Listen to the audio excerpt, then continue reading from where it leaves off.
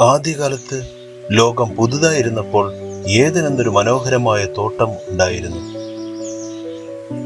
അതിൽ നിറഞ്ഞു നിൽക്കുന്ന ഏറ്റവും വർണ്ണാഭമായ പുഷ്പങ്ങൾ, ഏറ്റവും രുചികരമായ ഫലങ്ങൾ, ചെപ്പിച്ചിറകു തൂവലുകളുമായി പറക്കുന്ന പക്ഷികൾ.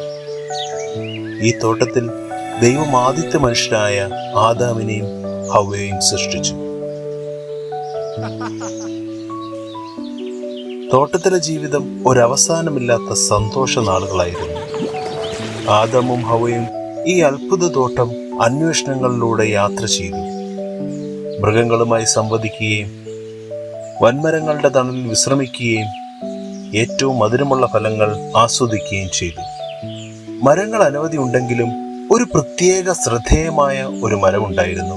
ദൈവം ആദാമിനും ഹവ്വയ്ക്കും ഒരു ചട്ടം മാത്രമേ നൽകിയിരുന്നുള്ളൂ: ഈ വൃക്ഷത്തിന്റെ ഫലം തിന്നരുത്.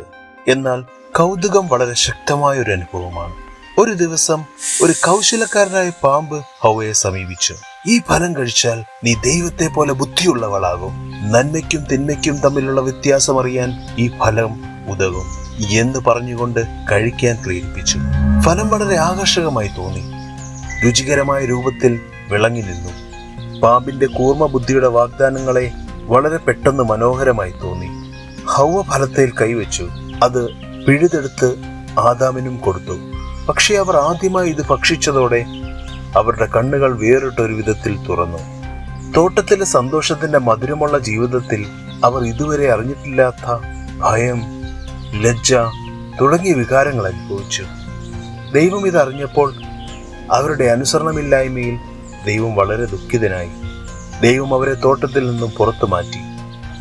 ഏദൻ തോട്ടത്തിന്റെ വാതിലുകൾ അടഞ്ഞു. അവർ ആദ്യമായി ജീവിതത്തിന്റെ കഠിനമായ വെല്ലുവിളികളെ നേരിടാൻ തുടങ്ങി. തോട്ടത്തിന് പുറത്തുള്ള ലോകം വളരെ ഭീകരമായിരുന്നു. എല്ലാം തുടക്കം മുതൽ പഠിക്കേണ്ടി വന്നു. ഭക്ഷണം കൃഷി ചെയ്യുക, താമസ സ്ഥലം നിർമ്മിക്കുക, പ്രകൃതിയുടെ കഠിനമായ സാഹചര്യങ്ങളോട് തരണം ചെയ്യേണ്ടി വന്നു.